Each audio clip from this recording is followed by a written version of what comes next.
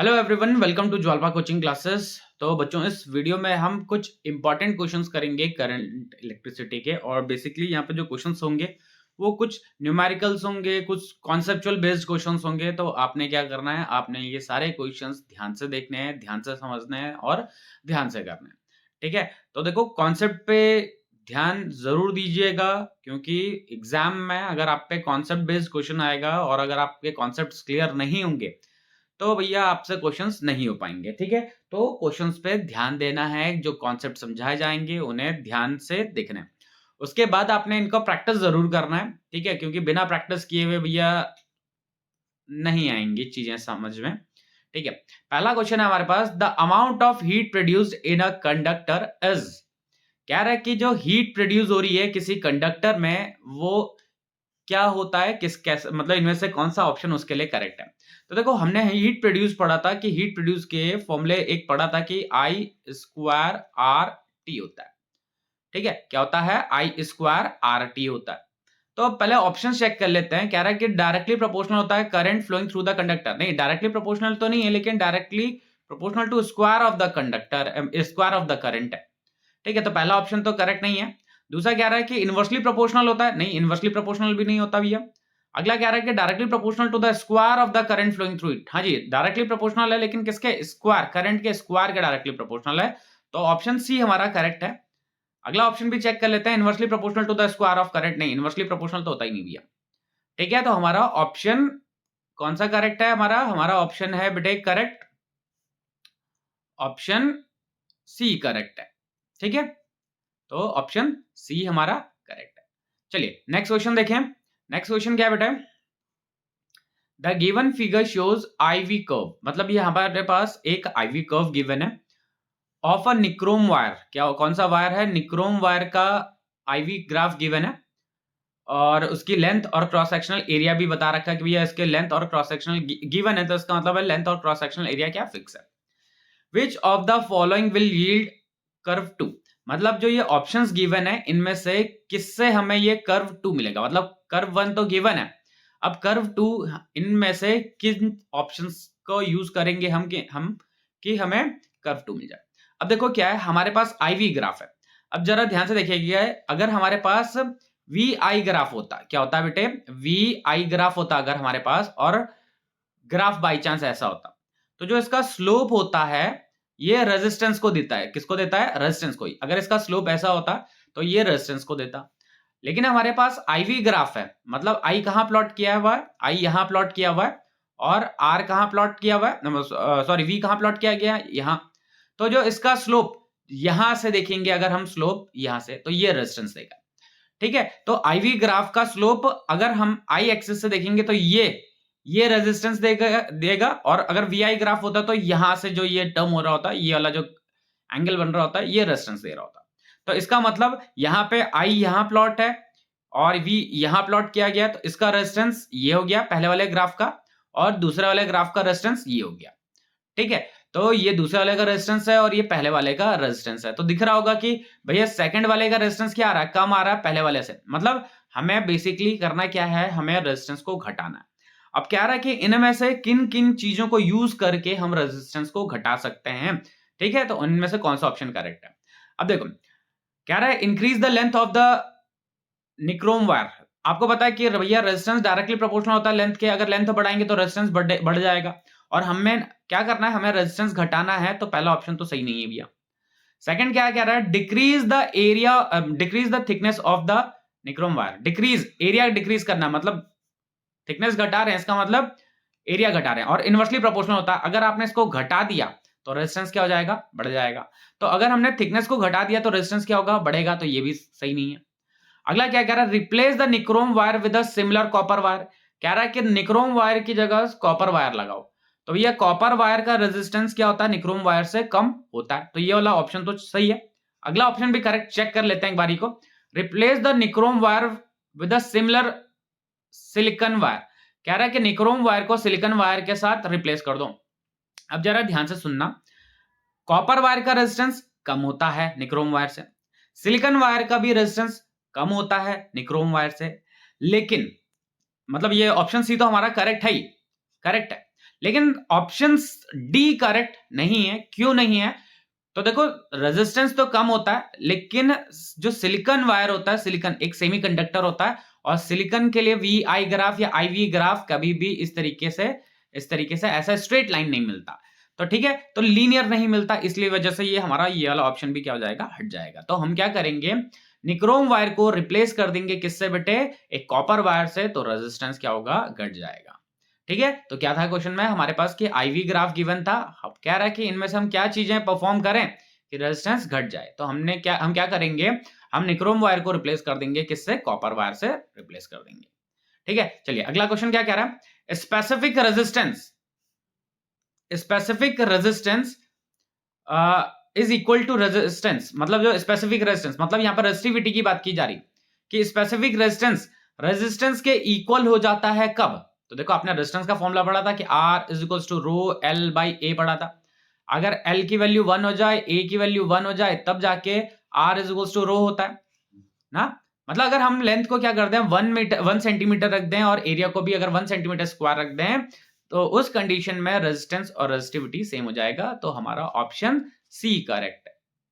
ठीक है, चलो अगला क्वेश्चन देखते हैं। अगला क्वेश्चन क्या कह रहा है, calculate the length of the aluminium wire of area of cross section 1 mm square whose resistance is इतना and the resistivity of aluminum is इतना। देखो हमारे पास क्या कह रहा है कि हमें लेंथ निकालना है। क्या निकालना है, लेंथ किसका, एल्यूमिनियम वायर का लेंथ निकालना है, जिसका area of cross section given है 1 mm स्क्वायर, और रेजिस्टेंस गिवन है, और बेटे हमें क्या गिवन है, हमें रेजिस्टिविटी भी गिवन है। ठीक है, तो पहले हमें लेंथ का निकालना है फॉर्मूला, तो लेंथ का फॉर्मूला बना लेते हैं। तो देखो लेंथ का फॉर्मूला कैसे बनेगा, आपको पता है कि R is equals to rho L by A होता है। तो L इज इक्वल्स टू क्या हो जाएगा, R A बाई रो हो जाएगा। रेजिस्टेंस गिवन है, एरिया गिवन है, रेजिस्टिविटी गिवन है, वैल्यूज पुट करेंगे, सॉल्व कर लेंगे।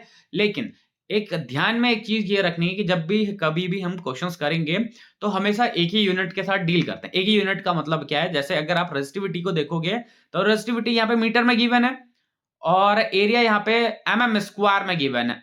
तो हम क्या करें, या तो मीटर को mm में कन्वर्ट कर दें, या तो mm को मीटर में कन्वर्ट कर देते हैं।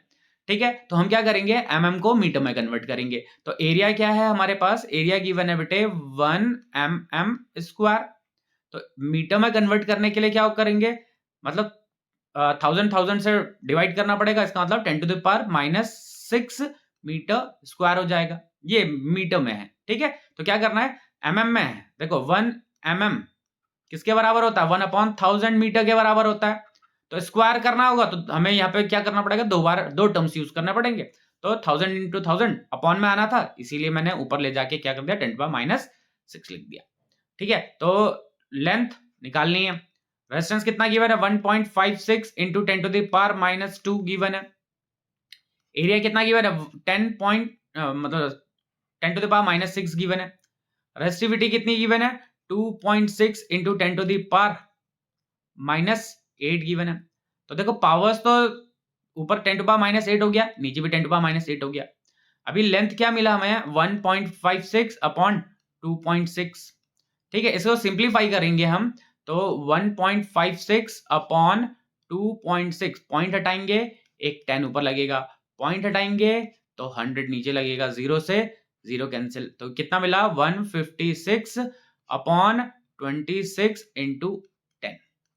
ठीक है, तो इसको डिवाइड कर देते हैं, तो डायरेक्टली डिवाइड कर लेते हैं। आप डिवाइड कर लीजिएगा, मैं तो कैलकुलेशन से कर रहा हूं, आप डायरेक्ट क्या करेंगे, आप उसे सॉल्व करेंगे। तो 0.6 मीटर के आसपास आ रहा है, कितना आ रहा है, 0.6 मीटर, 0.6 मीटर। ठीक है, अच्छा मीटर में अब आगे चेक करते हैं। तो यहाँ पे देखो 60 mm है, mm में गिवन है, यहाँ सेंटीमीटर में गिवन है, यहाँ मीटर में गिवन है। तो मीटर में तो 0.6 आ रहा है, यहाँ पे 60 मीटर गिवन है, तो ये गलत है। यहाँ पे क्या है, 6 मीटर गिवन है, हमारे पास 0.6 मीटर आ रहा है, गलत है। लेकिन सेंटीमीटर और mm में भी है, तो 0.6 को अगर मैं 100 से मल्टीप्लाई कर दूं सेंटीमीटर में कन्वर्ट करने के लिए, तो कितना हो जाएगा, 60 सेंटीमीटर हो जाएगा। तो हमारा आंसर क्या हो जाएगा बेटे, हमारा आंसर हो जाएगा 60 सेंटीमीटर। आंसर क्या होगा हमारा, 60 सेंटीमीटर हो जाएगा। ठीक है, चलो अगला क्वेश्चन देखें। नेक्स्ट क्वेश्चन क्या कह रहा है, the equivalent resistance between the points A और बी। ए और बी के बीच में इक्विवेलेंट रेजिस्टेंस निकालना है। ठीक है, तो इक्विवेलेंट रेजिस्टेंस निकालते हैं।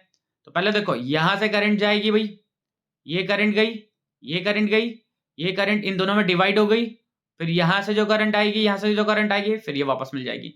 मतलब ये दोनों कैसे हैं, ये दोनों पैरेलल में, इन दोनों को सॉल्व करेंगे तो पैरेलल में कैसे ही सॉल्व किया जाता है, पैरेलल में होता है भैया 1/r is equals to 1/r1 plus 1/r2। तो ये इसका आंसर कितना हो जाएगा, इनका 4 ओम हो जाएगा। ये 4 ओम और ये 20 ओम, 4 ओम और ये 20 ओम आपस में कैसे हैं, सीरीज में, तो इन दोनों का कितना हो जाएगा, 24 ओम हो जाएगा। ठीक है, तो ये ऊपर वाला जो ब्रांच है इसमें हमें मिल गया 24 ओम मिल गया। ठीक है, अब नीचे वाले में चेक करते हैं। यहां से करंट गई, ये गई, तो ये दोनों पैरेलल में है। ये दोनों कैसे हैं बेटे, पैरेलल में। तो पैरेलल में 1/9 और 1/18 को सॉल्व करेंगे तो क्या मिलेगा, एलसीएम कितना आएगा, 18 आएगा, ये आ जाएगा 2 और ये +1, मतलब कितना हो गया 3/18। सॉल्व करेंगे तो 1/6, रेसिप्रोकल करेंगे तो 6, तो इन दोनों का 6 ओम आ गया। ये 6 ओम, ये 6 ओम आपस में कैसे हैं, सीरीज में, तो ये 12 ओम हो गया। अब ये 24 ओम जो ऊपर वाली ब्रांच में जो था 24 ओम, वो और जो नीचे वाली ब्रांच से मिल रहा है जो 12 ओम, आपस में कैसे हैं, पैरेलल में। तो सॉल्व करते हैं तो 1/12 प्लस 1/24, एलसीएम कितना आएगा 24, आएगा 2 + 1। ठीक है, देखो ये सॉल्व करना आपको आना चाहिए, फ्रैक्शन में सॉल्व कर लो। ठीक है, तो 3/24 सॉल्व करेंगे 1/8, लेकिन लास्ट पैरेलल में, तो लास्ट में हमें रेसिप्रोकल जरूर करना है। तो आंसर कितना हो जाएगा 8 ओम, हमारा आंसर हो जाएगा 8 ओम, ऑप्शन बी करेक्ट। ठीक है, चलो अगला क्वेश्चन देखें। कह रहा है the proper representation of series combination of the cell obtaining maximum potential. देखो सीरीज में जोड़ना है और मैक्सिमम पोटेंशियल, देखो जनरली हम जब जोड़ते हैं तो बड़ा टर्मिनल पॉजिटिव होता है, छोटा टर्मिनल नेगेटिव। हमें पोटेंशियल चाहिए मैक्सिमम, तो हम क्या करेंगे, पहले एक सेल को जोड़ेंगे, फिर दूसरे सेल को जोड़ेंगे, फिर तीसरे सेल को जोड़ेंगे, फिर चौथे सेल को जोड़ेंगे, मतलब पॉजिटिव ये negative, positive negative, positive negative, मतलब एक पॉजिटिव नेगेटिव, पॉजिटिव नेगेटिव। तो उस हिसाब से देखो ये पॉजिटिव है, ये नेगेटिव, ये पॉजिटिव है, ये नेगेटिव, पॉजिटिव है, नेगेटिव, पॉजिटिव है, ये नेगेटिव, ये तो सही है। बाकियों को भी चेक कर लेते हैं, तो देखो ये पॉजिटिव है, ये नेगेटिव है, ये पॉजिटिव है, ये नेगेटिव है, ये नेगेटिव है, ये पॉजिटिव है, तो ये गलत हो गया। इस वाले में भी देखो दोनों टर्मिनल साथ में आ गए, नेगेटिव नेगेटिव एक साथ आ रहे हैं, तो ये गलत हो गया। इसमें भी गलत हो रहा है, क्यों, क्योंकि देखो यहाँ पे नेगेटिव और ये नेगेटिव साथ साथ में आ रहे हैं। ठीक है, तो ये भी गलत, तो हमारा आंसर क्या हो जाएगा, हमारा आंसर हो जाएगा ए। ठीक है, मैक्सिमम सीरीज में जोड़ने के लिए मैक्सिमम पोटेंशियल चाहिए, तो मैक्सिमम पोटेंशियल कुछ इस तरीके से होगा। ठीक है, चलो अगला क्वेश्चन क्या है बेटे, कह रहा है the normal positions of pointers of the 2 ammeter A1 and A2 and the 2 voltmeters V1 and V2 available in the laboratory as shown in the figure for verifying Ohm's law the student should select। कह रहा है कि हमारे पास Ohm's law को verify करने के लिए 2 ammeter और 2 वोल्टमीटर गिवन है। कह रहा है कि इनमें से जो कोई स्टूडेंट है तो वो किसको सेलेक्ट करेगा। चलो जरा चेक करते हैं, देखते हैं।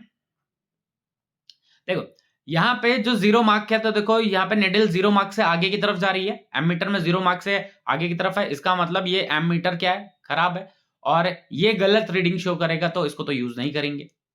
इसमें देखोगे तो इसमें 0 मार्क पे ही एमीटर की जो निडल है, जब सर्किट में कनेक्ट नहीं किया तो 0 मार्क पे ही शो कर रहा है।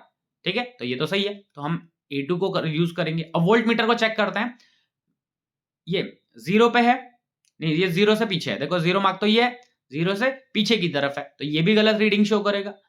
ये वाला V2 वोल्ट मीटर 2, तो ये कहां पे, देखो 0 मार्क पे है ना, है देखो 0 मार्क पे, ये तो सही है फिर वोल्ट मीटर। तो हम कौन सा यूज करेंगे, A2 और V2। तो कौन सा है A2 V2, कौन सा ऑप्शन है, ये नहीं है, ये भी नहीं है, तो लास्ट ऑप्शन है A2 V2। हम कौन से वाले सर्किट को सेलेक्ट करेंगे, कौन से एमीटर को, A2 को, और वोल्टमीटर कौन सा, V2 को सेलेक्ट करेंगे।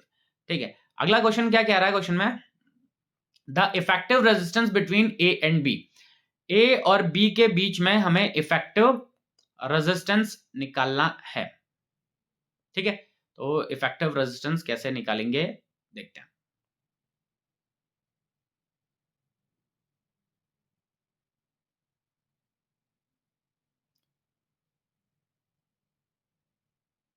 चलो देखो यहां से ये करंट गई, ये करंट इस पॉइंट पे जाके डिवाइड हो गई ऐसे, ये करंट गई। अब यहाँ पे क्या होगा कि ये करंट जा रही है इस तरीके से, यही करंट इधर से आ रही है, तो ये जो R1 है और R2 है ये आपस में कैसे हो चुके हैं बेटे, ये हो चुके हैं पैरेलल में। तो 1/R1 प्लस 1/R2 ये हो गया 1/R। ठीक है, तो सॉल्व करते हैं इसे, तो कितना हो जाएगा, एलसीएम आएगा R1 R2 क्रॉस मल्टीप्लाई करेंगे, R2 को इधर R1 को इधर, फिर रेसिप्रोकल भी करेंगे। ठीक है, तो जो इसका नेट इफेक्टिव रेजिस्टेंस आएगा वो कितना आएगा, ये डी वाले के बराबर आ जाएगा। ठीक है, चलो नेक्स्ट क्वेश्चन देखें बेटे, क्या रहा है, if the current through a resistance is increased by 100% simultaneously reducing resistance to 25%, new power dissipated will be. कह रहे हैं कि अगर हम करंट को 100% बढ़ा दें और रेजिस्टेंस को 25% कर दें, ठीक है, तो क्या होगा। तो देखो मान लेते हैं पहले रेजिस्टेंस कितना था, पहले करंट थी I, रेजिस्टेंस था R, पावर कितना हो गया था I²R।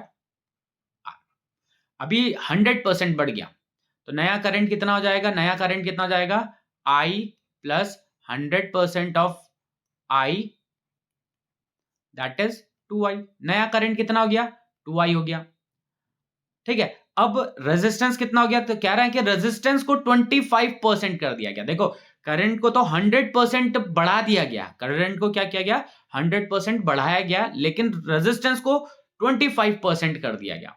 तो दोनों में अंतर है। यहां पे क्या कह रहा है, करंट इंक्रीज्ड बाय 100% और रेजिस्टेंस रिड्यूस्ड टू। तो बाय और टू में ध्यान रखना, बाय का मतलब उतना ही आपको जोड़ना है, मतलब उतना कर दिया गया, उतना और इंक्रीज किया गया, और टू का मतलब होता है कि उतना कर दिया गया। ठीक है, तो करंट कितना हो गया 2I कर दिया गया, मतलब 100% बढ़ा गया। रेजिस्टेंस कितना हो गया, पहले रेजिस्टेंस R था, इसका 25% कर दिया गया। 25% का मतलब होता है 1/4, मतलब R/4 हो गया। नया रेजिस्टेंस कितना हो गया R/4।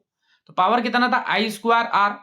ठीक है, पावर नया पावर कितना हो जाएगा 2I का स्क्वायर इंटू R। ठीक है, तो पावर इज इक्वल टू नया पावर कितना हो जाएगा, ये जाएगा 4I² इंटू R/4। 4 से 4 कैंसिल हो जाएगा, तो क्या मिलेगा I²R। तो देखो हमारे पास पहले पावर कितना था I²R, अभी भी कितना है पावर I²R। तो पावर क्या रहेगा, सेम रहेगा। क्यों रहेगा बेटे पावर सेम, क्योंकि 100% उसे इंक्रीज किया गया है, 25% रेजिस्टेंस को कर दिया गया है। ठीक है, तो पावर तब भी हमने देखो निकाल के शो किया, तो पावर क्या रहेगी बेटे, सेम रहेगी। ठीक है, चलो नेक्स्ट क्वेश्चन देखें। Suppose 5 resistances each of 10 ohm are provided to you. कह रहा है कि हमारे पास 10 ओम के रेजिस्टेंसेस दे रखे हैं। You are too free to get desired value by combining them, मतलब हम उन 5 रेजिस्टेंसेस को अपने हिसाब से कैसे भी जोड़ सकते हैं। ठीक है, तो जो हमारे पास जो वैल्यूज आएंगी वो किसके बीच में लाई करेंगी, मतलब क्या कह रहे हैं, हमारे पास 5 रेजिस्टेंसेस गिवन थे, सबकी वैल्यू कितनी थी 10 ओम थी। सबकी वैल्यू कितनी थी बेटे 10 ओम थी। कह रहे हैं कि आप उनको कैसे भी जोड़ सकते हो, जैसे आपकी मर्जी है उस तरीके से आप उन्हें जोड़ सकते हो। ठीक है, तो कह रहे हैं कि जब आप उन्हें जोड़ रहे हैं तो उसकी वैल्यू कहां से कहां, किस किस पॉइंट, किस किस के बीच में लाई करेगी। जब आप उसे जोड़ोगे तो किस किस के बीच में लाई करेगी, तो ध्यान रखना वैल्यू लाई करेगी मैक्सिमम से मिनिमम के बीच में। जब मैक्सिमम कब आएगा, मैक्सिमम तब आएगा जब सीरीज में जोड़ेंगे। तो सीरीज में कितना हो जाएगा 10 + 10 + 10 + 10 + 10, मतलब सबको जोड़ देंगे तो कितना हो जाएगा 50 ओम।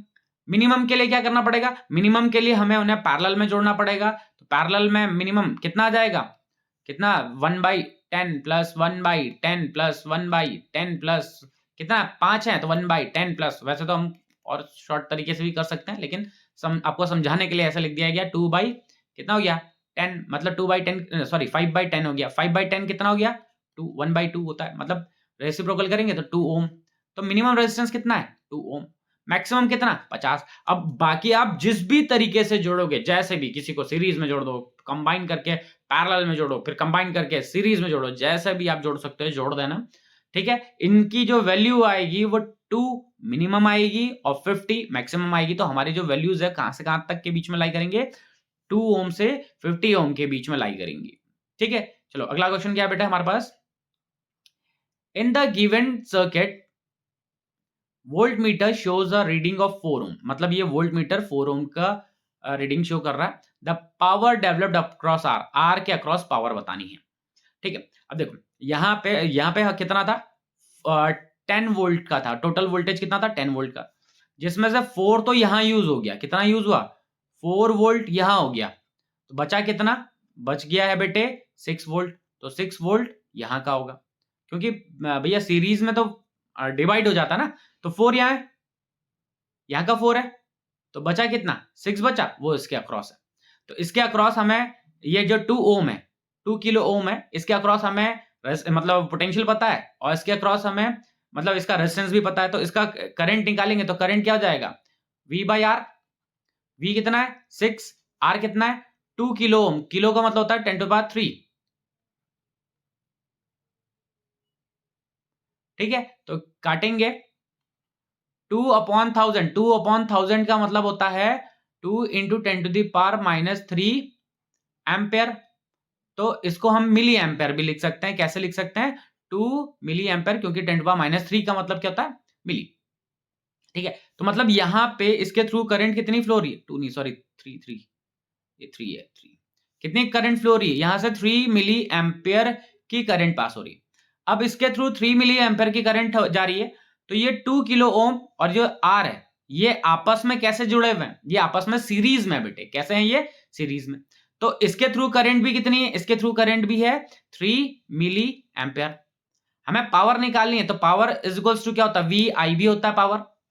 वी इसका क्रॉस पोटेंशियल कितना है 4 है, इसके थ्रू करंट कितनी पास हो रही 3 मिली एम्पेयर की करंट पास हो रही, मल्टीप्लाई करो तो कितना हो जाएगा 12 मिली एम्पेयर था, तो मिली एम्पेयर से क्या मिलेगा मिली वॉट, क्या मिलेगा मिली वॉट। तो हमारा आंसर कितना हो जाएगा 12 मिली वॉट, मतलब दैट इज ऑप्शन सी, हमारा ऑप्शन सी करेक्ट हो जाएगा, ठीक है। चलो अगला क्वेश्चन देखें क्या कह रहा है, a current of 4.8 ampere is flowing in a conductor, the number of electrons passing through, कह रहे हैं कि इतनी करंट फ्लो हो रही है तो इलेक्ट्रॉन्स कितने पास होंगे, तो I इज इक्वल टू क्या होगा Q अपॉन T होता है भाई, ठीक है। तो Q की जगह क्या लिख सकते हैं NE लिख सकते हैं, ठीक है। N की वैल्यू निकालनी है, तो N की वैल्यू क्या हो जाएगी IT अपॉन E। I कितना है 4.8, T कितना है T 1 सेकेंड बोल रहा है, 1 सेकेंड गिवन है।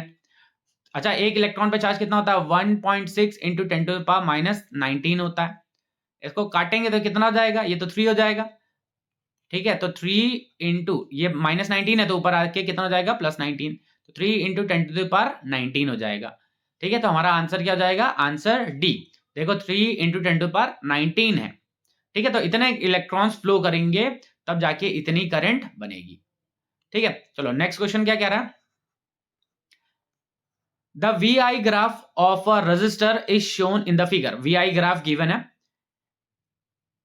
if the resistance is determined at point A, B, C, और A, B और C पॉइंट पे हमें क्या करना है रेजिस्टेंस फाइंड किया हमने, तो इनमें से कौन सा ऑप्शन करेक्ट है। अब जरा देखो किसी भी अगर कोई कर्व गिवन है, आप उस कर्व पे क्या बना लो टेंजेंट बना लो, तो उस पर्टिकुलर पॉइंट पे आपको रेजिस्टेंस मिल जाएगा। तो यहाँ पे मैंने टेंजेंट बनाया, ये यहाँ पे टेंजेंट बनाया, यहाँ पे टेंजेंट बनाया, ठीक है। तो देखो स्लोप सबसे ज्यादा किसका हो रहा है, अगर आप चेक करोगे तो C का स्लोप सबसे ज्यादा है, फिर B का है और फिर A का। तो स्लोप है क्या, स्लोप ये जो यहाँ पे जो एंगल बन रहा है वो स्लोप है, ये जो ऐसा एंगल बनेगा वो स्लोप है। तो देखो C में क्या है, C में देखो ये बना स्लोप, B में ये है स्लोप, A में ये स्लोप। तो सबसे ज्यादा स्लोप किस में बन रहा है बेटे, सबसे ज्यादा स्लोप है C में, तो मतलब C का रेजिस्टेंस क्या होगा सबसे ज्यादा होगा, फिर B का, फिर A का। चेक करते हैं, तो resistance of A, B and C are equal नहीं, resistance of C is more than B, C का रेजिस्टेंस ज्यादा है B से, सही है। अगला resistance of B is lower than A, नहीं B का रेजिस्टेंस ज्यादा होगा A से, क्योंकि इसका स्लोप ज्यादा है बेटा, यहाँ पे जो एंगल बन रहा होगा ना वो ज्यादा होगा, ठीक है। मतलब अगर आपके पास कर्व गिवन है तो उस कर्व पे क्या बनाना है, अपने टेंजेंट बनाना है। अगर टेंजेंट ज्यादा स्लोप बना रहा होगा, ज्यादा एंगल बना रहा होगा, तो रेजिस्टेंस क्या होगा, ज्यादा होगा। ठीक है, अगला वाला पार्ट क्या कह रहा है, resistance of C is lower than A. नहीं, सी का नहीं है, सी तो सबसे ज्यादा भी है, तो ये ऑप्शन भी गलत है, हमारा ऑप्शन बी क्या हो जाएगा, सही हो जाएगा। ठीक है, चलिए अगला क्वेश्चन क्या कह रहा है बेटे, in order to distribute high potential we connect a number of resistors। देखो क्या कह रहा है क्वेश्चन में कि अगर हमें सेम मतलब हाई पोटेंशियल चाहिए तो हम रेजिस्टेंसेस को किस तरीके से जोड़ेंगे। तो देखो हमने अगर सीरीज में जोड़ लिया, मान लेते हैं ये R1 R2 R3 लगा रखा है हमने, तो आपको पता है सीरीज में तो पोटेंशियल क्या होता है, डिवाइड हो जाता है। वहीं पे अगर हम पैरेलल में लगाते हैं, तो पैरेलल में क्या होता है, जितना पोटेंशियल इसका होगा इसके थ्रू होगा, उतना ही इसके थ्रू, उतना ही इसके थ्रू। तो पोटेंशियल पैरेलल में क्या होगा, सेम होगा, और जो कि मैक्सिमम होगा। तो क्या कह रहा है, in order to distribute high potential, अगर हम हाई पोटेंशियल डिस्ट्रीब्यूट करना चाह रहे हैं तो हम रेजिस्टेंसेस को कैसे जोड़ेंगे बेटे, हम जोड़ेंगे पैरेलल में जोड़ेंगे। ठीक है, चलो अगला क्वेश्चन क्या है, 1000 alpha particles per minute are passing through a straight tube of radius r, the resulting current। मतलब बोल रहे हैं कि हमारे पास कितने पार्टिकल्स हैं, 10,000। कितने पार्टिकल्स हैं, 10,000 अल्फा पार्टिकल्स। अल्फा पार्टिकल पे चार्ज कितना होता है, 2e के बराबर होता है। ठीक है, कह रहे हैं कि एक कंडक्टर के थ्रू 1 मिनट, पर मिनट लिखा हुआ मतलब टाइम कितना गिवन है, 1 मिनट गिवन है। 1 मिनट का मतलब 60 सेकंड गिवन है। तो 60 सेकंड के अंदर 10,000 अल्फा पार्टिकल पास हो रहे हैं। तो हमें क्या फाइंड करना है, करंट फाइंड करना है। तो I इज इक्वल्स टू क्या हो जाएगा, Q अपॉन T हो जाएगा। ठीक है, तो Q कितना हो जाएगा, 10,000 इंटू चार्ज कितना है, एक अल्फा पार्टिकल पर 2e होता है, 2 into 1.6 into 10 to the power minus 19 upon time कितना गिवन है, टाइम है बेटे 60 सेकंड। ठीक है, अब इसको सॉल्व करते हैं, तो करते हैं जरा सॉल्व। तो एक जीरो से एक जीरो कैंसिल हो जाएगा, फिर एक जीरो नीचे एक और आ जाएगा, तो एक जीरो से एक जीरो और कैंसिल हो जाएगा। यहाँ पे 2 जीरो थे, इनको काटते हैं तो 10 टू पावर माइनस 17 हो जाएगा। ठीक है, तो बचेगा क्या, 32 अपॉन 6, कितना हो जाएगा, 32 upon 6 into 10 to power minus 17। ठीक है, तो इसको डिवाइड करेंगे तो 5 पॉइंट समथिंग आएगा, मतलब 5.3 into 10 to the power minus 17। ठीक है, माइनस 17, 5.2 इंटू, अच्छा पॉइंट में अगर आगे एक वैल्यूज पुट कर देंगे तो 0.53 into 10 to the power minus 16। ठीक है, क्या किया हमने, यहाँ पे पावर्स देखो, यहाँ पे 17 थी, माइनस 17 भी माइनस 16 कर दिया। ठीक है, तो क्या किया हमने, एक पॉइंट को आगे की तरफ शिफ्ट किया। तो देखो कौन सा ऑप्शन मैच कर रहा है, हमारा ऑप्शन ए मैच कर रहा है, तो ऑप्शन ए करेक्ट हो जाएगा। ठीक है, कह रहा है कि अगर 10,000 अल्फा पार्टिकल पर सेकेंड में फ्लो कर रहे हैं तो करंट कितनी बनेगी, तो 0.53 इंटू 10 पर माइनस 16 एम्पेयर की करंट बनेगी। ठीक है, अगला क्या कह रहा है क्वेश्चन में, 2 metallic wires A and B are connected in series. कह रहा है कि 2 मेटेलिक वायर हैं, ए और बी को सीरीज में जोड़ा गया। वायर ए का लेंथ है L, रेडियस R है, और वायर बी है जिसका लेंथ 2L है, रेडियस 2R है। If both are of same material, दोनों का मटेरियल क्या है, same, find the ratio of total resistance of the series combination to the resistance of A. देखो क्या कह रहे हैं, हमारे पास 2 वायर गिवन है, एक ए है, ये ए है, और एक बी है, ये ए है, ये बी है, इनको सीरीज में जोड़ा गया। ठीक है, इसका लेंथ L है और रेडियस इसका R है, इस वाले का लेंथ 2L है, रेडियस 2R है, दोनों का मटेरियल क्या सेम है।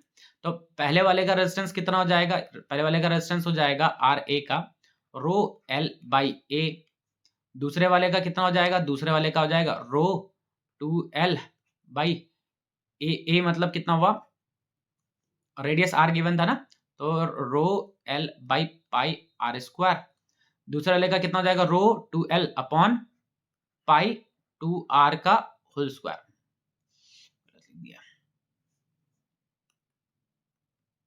कितना हो जाएगा, पाई 2R का होल स्क्वायर। इसको सॉल्व करते हैं तो ये रो L मतलब 2L अपॉन में कितना हो जाएगा पाई इंटू 4r²। ये से ये कैंसिल हो गया 2। ठीक है, तो पहले वाले का रेजिस्टेंस कितना है रो एल बाई पाई r²। दूसरे वाले का रेजिस्टेंस आर बी वाले का रेजिस्टेंस कितना है, बी वाले का है रो एल अपॉन 2 पाई r²। देख रहा होगा कि दोनों में ये वाली वैल्यू सेम है। देखो ये वाली वैल्यू सेम है ना, तो मैं सिंपली इसको क्या लिख देता हूं, आर लिख लेता हूं। क्या लिख देता हूं, आर। ठीक है, तो पहले वाले का रेजिस्टेंस है आर। ठीक है, पहले वाले का रेजिस्टेंस आर है, दूसरे वाले का आर बाई 2 हो जाएगा। पहले वाले का रेजिस्टेंस कितना है, पहले वाले का रेजिस्टेंस है आर, दूसरे वाले का रेजिस्टेंस कितना हो जाएगा बेटे, आर बाई 2। अब दोनों को सीरीज में जोड़ना है। कैसे जोड़ना है, सीरीज में। तो सीरीज में नेट रेजिस्टेंस कितना हो जाएगा इनका, आर प्लस आर बाई 2, मतलब कितना हो जाएगा 3r बाई 2। ये सीरीज वाले का है। अब क्या पूछा था, रेशियो पूछा था किसका, कि जो सीरीज वाले का है और जो आर ए वाले का जितना रेजिस्टेंस है। सीरीज वाले का कितना है 3r बाई 2 है। ठीक है, और आर वाले का मतलब जो पहला वाला ए वाले का रेजिस्टेंस कितना है, आर है। आर से आर कैंसिल हो जाएगा, तो आंसर क्या मिलेगा 3/2। हमारा आंसर हो जाएगा ऑप्शन बी करेक्ट हो जाएगा। ठीक है, चलो नेक्स्ट क्वेश्चन क्या कह रहा है, the resistivity does not change if. कह रहा है कि रेजिस्टिविटी चेंज नहीं होगी अगर। तो देखो रेजिस्टिविटी सिर्फ दो ही फैक्टर्स पे डिपेंडेंट होती है, एक किस पे, नेचर पे, और दूसरा होता है टेम्परेचर पे। मटेरियल चेंज होगा तो रेजिस्टिविटी चेंज हो जाएगी। तो पूछ रहा है कि कौन से फैक्टर को चेंज करेंगे और रेजिस्टिविटी चेंज नहीं होगी। ठीक है, तो टेम्परेचर चेंज करेंगे तो रेजिस्टिविटी चेंज हो जाएगी। शेप को चेंज करेंगे तो रेजिस्टिविटी चेंज नहीं होगी। The resistivity does not change if the shape of the resistor is changed. ठीक है, ठीक है, तो मटेरियल और टेम्परेचर पे डिपेंड करता है, शेप पे। शेप का मतलब लेंथ और एरिया पे डिपेंडेंट नहीं होता है रेजिस्टिविटी। ठीक है, चलो नेक्स्ट क्वेश्चन क्या कह रहा है, a cylindrical conductor of length L and uniform cross sectional area A has resistance R। एक दूसरा another conductor of length 2L and resistance R of the same material has area.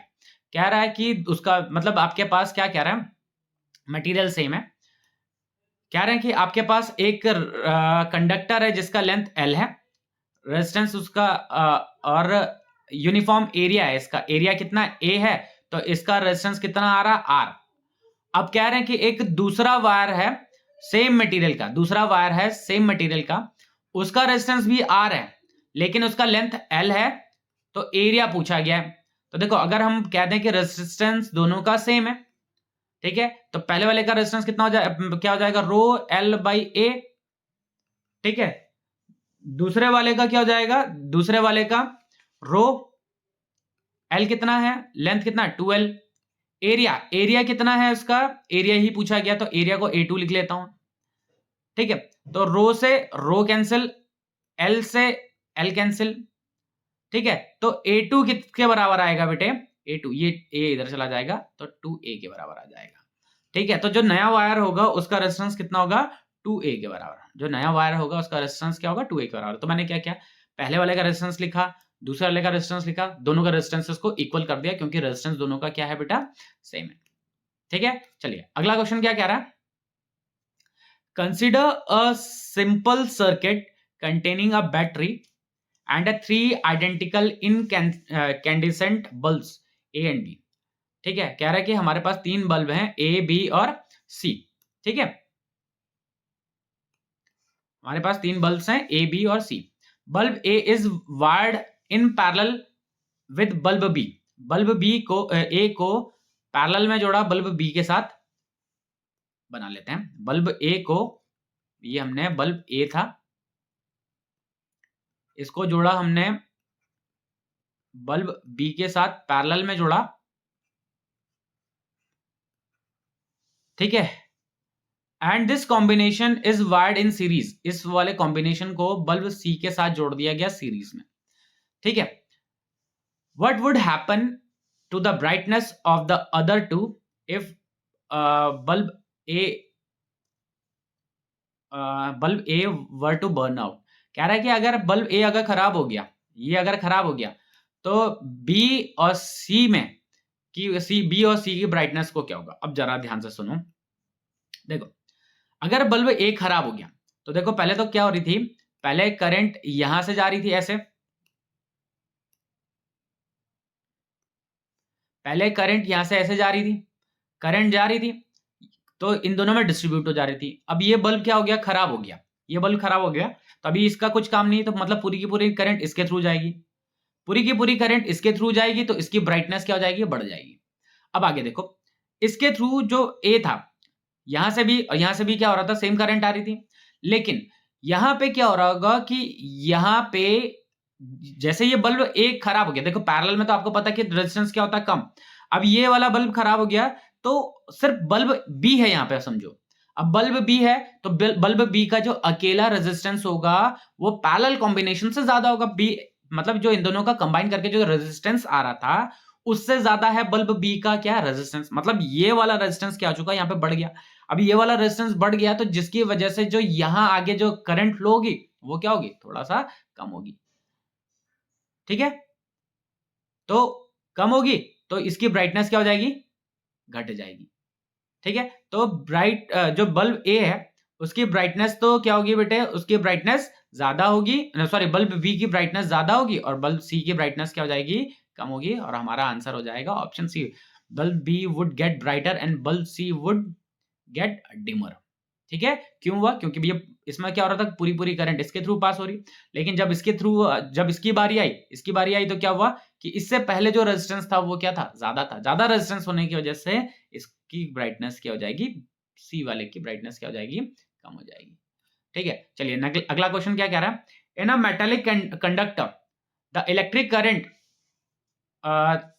Thought to be due to the movement of, मतलब जो metallic conductor होता है वो किसकी वजह से होता है? उसमें मूवमेंट ऑफ इलेक्ट्रॉन्स की वजह से। किसकी वजह से? इलेक्ट्रॉन्स की वजह से होता है। ठीक है, क्योंकि मेटेलिक कंडक्टर में फ्री इलेक्ट्रॉन्स होते हैं। अगला क्या है? 1 वोल्ट इज इक्वल्स टू, देखो 1 वोल्ट क्या है? वोल्ट मतलब पोटेंशियल है, तो वोल्ट इज इक्वल्स टू क्या होता है? W अपॉन Q होता है।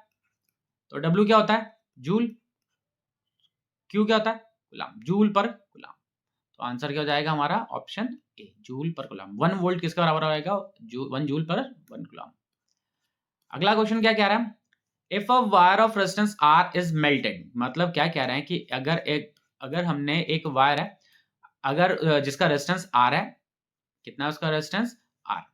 इसको अगर हम मेल्ट कर दें, क्या करें? मेल्ट कर दें और रीकास्ट कर दें, मतलब उसको मेल्ट करके नया वायर बना दिया गया।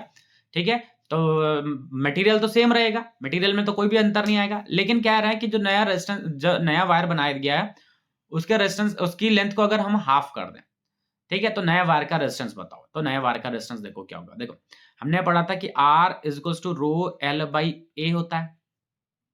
ठीक है, क्या होता है? R is equals to rho L by A.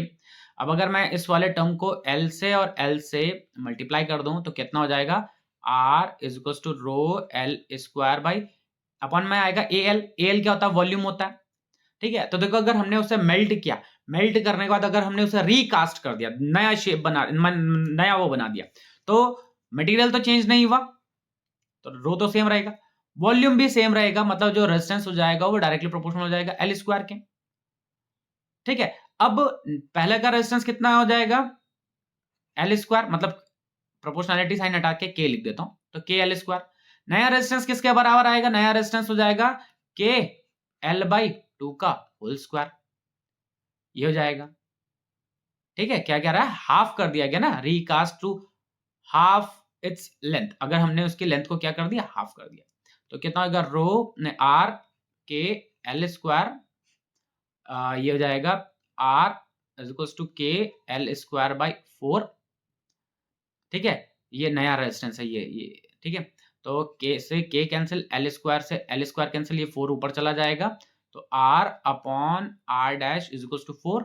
Are dash की वैल्यू कितनी हो जाएगी? ये 4 नीचे आ जाएगा, तो आर अपॉन 4 हो जाएगा। तो जो नया रेजिस्टेंस हो जाएगा वो कितना हो जाएगा? आर बाई 4 टाइम्स हो जाएगा, मतलब आर बाई 4 हो जाएगा। ठीक है, चलो अगला क्वेश्चन क्या है बेटे?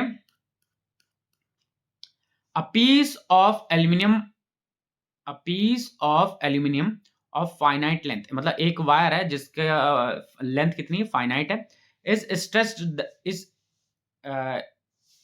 is drawn or stressed such that to reduce its diameter to 1/4 of its original volume।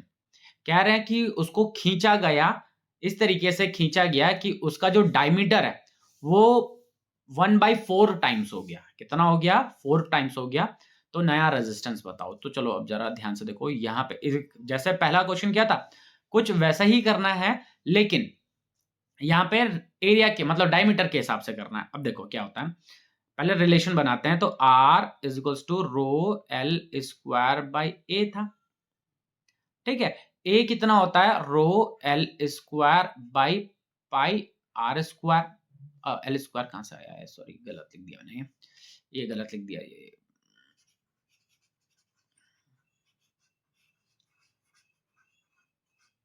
ठीक है, पहले क्या करते हैं, R is equals to rho L by A. अभी अगर मैं ए से ऊपर भी मल्टीप्लाई कर दूं, ए से नीचे भी मल्टीप्लाई कर दूं, तो क्या हो जाएगा? R rho L L A हो जाएगा ऊपर, और नीचे कितना हो जाएगा? ए स्क्वायर हो जाएगा, ठीक है। तो ए एल क्या होता है? वॉल्यूम होता है। तो R is equals to rho V upon A square. अब देखो क्या है, ये टर्म तो कांस्टेंट है। देखो क्या होगा, अगर हम उसको स्ट्रेच करेंगे, खींचेंगे, तो उसका डायमीटर तो कम होगा, लेंथ बढ़ेगा, लेकिन हमें ये नहीं पता कि लेंथ कितना बढ़ेगा। और ये तो डायमीटर के हिसाब से तो दे रखा, लेकिन हमें लेंथ के हिसाब से नहीं पता कि भैया लेंथ कितना बढ़ेगा या घटेगा, क्या होगा।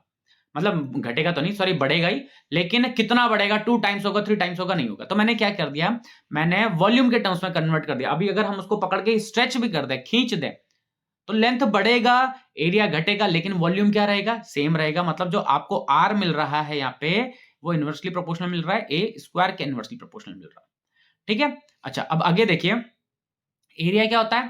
पाई आर स्क्वायर। मतलब डायमीटर के टर्म्स में लिखेंगे तो पाई डी स्क्वायर बाई 4 हो जाएगा, क्योंकि आर को क्या लिख सकते हैं? डी बाई 2 लिख सकते हैं, तो अंदर लिखेंगे तो डी बाई 2, ठीक है। तो R is inversely proportional to, देखो जब एरिया है तो मतलब ये रख देते हैं, तो पाई डी स्क्वायर बाई 4, ठीक है। तो देखो यहाँ पे सिंपली आपको क्या दिखाई दे रहा है बेटे, कि जो आर है वो इनवर्सली प्रोपोर्शनल आ रहा है डी स्क्वायर के, ठीक है। अब नया रेजिस्टेंस निकालेंगे, तो नया रेजिस्टेंस कितना हो जाएगा? R is inversely proportional to D one का स्क्वायर। तो दोनों का रेशियो ले लेंगे अगर, तो R upon R one, D one square ऊपर चला जाएगा अपॉन डी स्क्वायर नीचे, क्योंकि ये रेशियो लेंगे ना इसका। तो देखो रेसिप्रोकल वाला था टर्म, तो वो तो ऊपर चला गया, ठीक है। अब देखो क्या करते हैं, वैल्यू पुट करते हैं। कह रहा था कि कितना टाइम्स हो गया? Is reduced to 1/4 of its original value. मतलब रेडियस क्या और डायमीटर क्या हो रहा है? 1/4 टाइम्स हो जा रहा है। कितना हो जा रहा है? 1/4 टाइम्स, ठीक है। तो इसको तो आर ही रहने देते हैं, ये R1 हो गया। अभी ये हो गया 1/4, मतलब D बाई 4 अपॉन ये हो जाएगा डी स्क्वायर। थोड़ा और बढ़ाते हैं इसको, तो कितना हो जाएगा? R अपॉन R1, ये हो जाएगा डी स्क्वायर अपॉन, मतलब 4 इंटू 4 60, 4 इंटू 4 कितना होता है? 16 हो गया, और ये अपॉन में डी स्क्वायर एक था ही। डी स्क्वायर से डी स्क्वायर कैंसिल हो जाएगा, तो आर वन की वैल्यू क्या हो जाएगी? आर वन की वैल्यू हो जाएगी 16 टाइम्स ऑफ आर हो जाएगी। कितनी हो जाएगी? 16 टाइम्स ऑफ आर। तो क्वेश्चन में यही पूछा था कि जो नया रेजिस्टेंस होगा वो क्या हो जाएगा? 16 टाइम्स हो जाएगा। तो हमारा ऑप्शन डी करेक्ट हो जाएगा, 16 टाइम्स हो जाएगा, ठीक है। चलो अगला क्वेश्चन क्या है? Choices for the correct combination of the element for column 1 and column 2 are, ठीक है। मतलब इनको जोड़ना, मैच करना है, ठीक है। तो देखो यहाँ पे दिख रहा होगा कि यूनिट्स लिखी हुई, यहाँ पे वैल्यूज मतलब जो क्वांटिटीज हैं वो लिखी हुई। तो करंट की यूनिट क्या होती है? एम्पियर। पोटेंशियल का वोल्ट, रेजिस्टेंस का ओम, और रेजिस्टिविटी का ओम मीटर। मतलब P4 वाला कौन सा है? P4 वाला ये रहा सी। देखो P4 वाला मिल गया ना, बाकी को भी चेक कर लेते हैं, कभी कभार ऐसा होता है कि गलत लिखा रहता है, ठीक है। तो ये P4 हो गया। Q नहीं P3, 2 है, सॉरी सॉरी सॉरी, ये गलत बता दिया मैंने।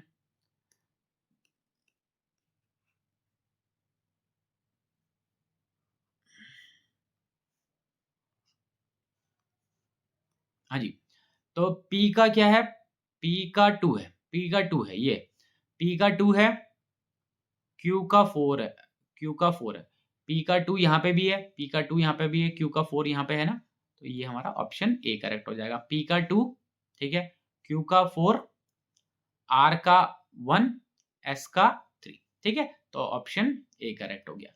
अगला क्वेश्चन में क्या कह रहा है,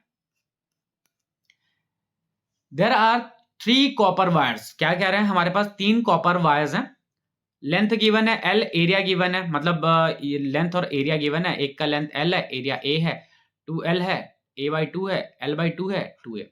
रेजिस्टिविटी इज, देखो यहां पे कह रहा है कि लेंथ चेंज कर रखा है, एरिया चेंज कर रखा है, लेकिन वायर कैसा है, वायर कैसा, कॉपर वायर का है, क्या है, कॉपर वायर है, देखो लिखा हुआ भी कॉपर वायर, सारे के सारे कॉपर वायर हैं। तो देखो रेजिस्टिविटी लेंथ पे डिपेंड नहीं करती है, एरिया पे डिपेंड नहीं करती है, तो रेजिस्टिविटी सबकी क्या रहेगी, सेम रहेगी बेटे, चाहे आप एरिया घटा दो बढ़ा दो, लेंथ को घटाओ बढ़ाओ कुछ भी करो, रेजिस्टिविटी क्या रहेगी, सेम, तो सेम रहेगी क्योंकि वायर सेम है बेटे ना।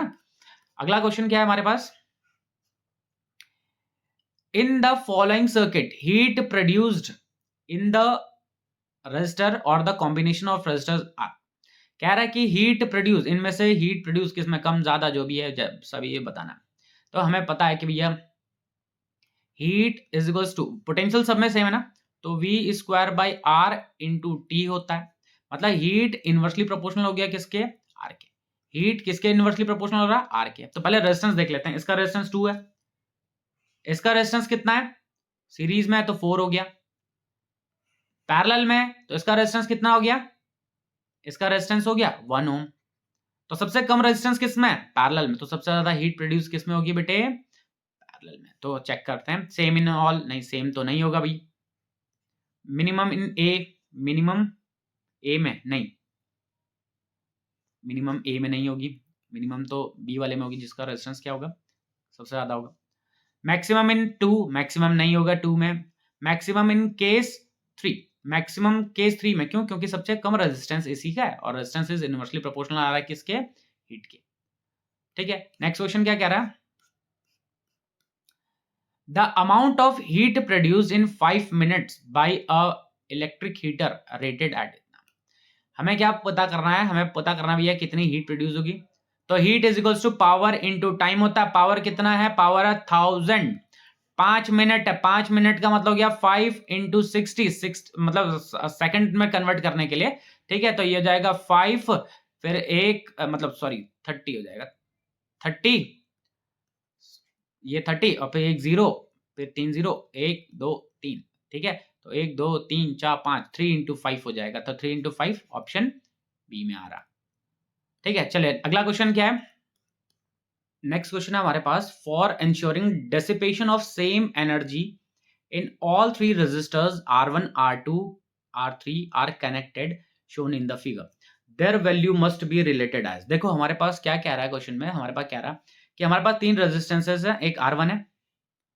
ठीक है, एक R1 है, R2 है, R3 है, इन तीनों को इस तरीके से जोड़ रखा है कि इनके थ्रू मतलब जो हीट डेसिपेट हो सभी में सेम, तो पूछ रहे हैं कि क्या क्या इनका मतलब क्या होना चाहिए, कैसा होना चाहिए, ठीक है, इनका बीच में क्या रिलेशन होना चाहिए। मान लेते हैं यहां से करंट गई आई, ये करंट गई आई यहां से, ठीक है, अब देखो क्या होगा, पहले इन दोनों के बारे में सोचते हैं कि R2 और R3 के थ्रू रेजिस्टेंस मतलब जो हीट हो दोनों के थ्रू क्या होगा, सेम हो। अब दोनों पैरेलल में लगे हुए हैं, तो पैरेलल में लगे हुए होंगे तो इनका जो रेजिस्टेंस है वो कैसा होना चाहिए, सेम होना चाहिए, ये R और ये क्या होना चाहिए, R, दोनों का रेजिस्टेंस क्या होना चाहिए बेटे, सेम होना चाहिए, ठीक है, तो R1 और R2 और R3 की वैल्यू सेम होनी चाहिए, तभी जाके क्या होगा, तभी जाके बेटे इनके थ्रू हीट डेसिपेट सेम होगी, ठीक है, बात को समझना, क्यों, क्योंकि दोनों का रेजिस्टेंस सेम होगा, पैरेलल में लगा तो heat dissipated will be equal. अब जरा यहां से ध्यान से देखेंगे तो हमने कह दिया कि भैया इसका रेजिस्टेंस कितना है, R2 वाले का R है, R3 वाले का R है, दोनों का रेजिस्टेंस क्या हो गया, सेम हो गया। अब यहां से करंट गई आई, मतलब इसका रेजिस्टेंस कितना हो गया R, इसका रेजिस्टेंस कितना हो गया R, दोनों के रेजिस्टेंसेस इक्वल है, तो यहां से जो करंट होगी वो इक्वली डिवाइड हो जाएगी, वो I/2 इसमें जाएगी और I/2 इसमें जाएगी, I/2 इसमें जाएगी। हम चाह रहे हैं कि R1 और R2 मतलब R1 और R2 में क्या हो, हीट सेम हो, या R1 और R3 में हीट सेम हो। R1 में क्या होगी करंट, मतलब R1 के थ्रू हीट क्या होगी, I स्क्वायर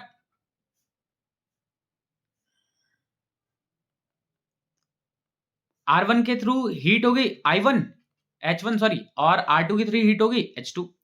अच्छा, फॉर्मूला क्या होता है हीट का, हीट का फॉर्मूला होता है I स्क्वायर RT, ये फॉर्मूला होता है। तो हमने क्या लिख दिया, I1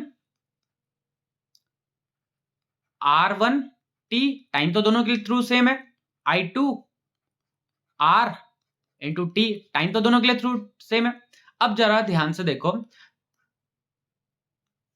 पहले वाले मतलब जो पहला रेजिस्टेंस है इसके थ्रू करंट कितनी है, I है, इसका रेजिस्टेंस कितना है, R है। अच्छा, जो दूसरा रेजिस्टर इसके थ्रू करंट कितनी जा रही है, करंट जा रही है I/2, कितनी जा रही है, I/2।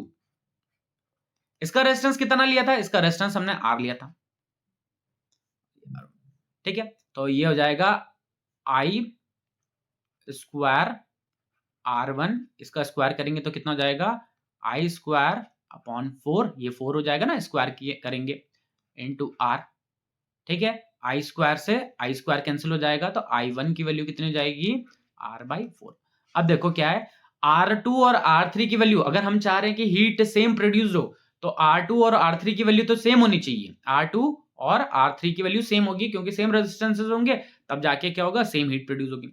अब जो R1 है, R1 इसका रेजिस्टेंस कितना होना चाहिए, R/4 टाइम्स होना चाहिए, ठीक है, R/4, और इसका रेजिस्टेंस हमने R लिया था, R2/4 होना चाहिए, ठीक है। कौन सा ऑप्शन मैच कर रहा है, ऑप्शन सी मैच कर रहा है कि सेकंड वाला और थर्ड वाले का रेजिस्टेंस क्या होगा, सेम होगा, और फर्स्ट वाला 1/4 टाइम्स होगा सेकंड वाले के रेजिस्टेंस के, ठीक है।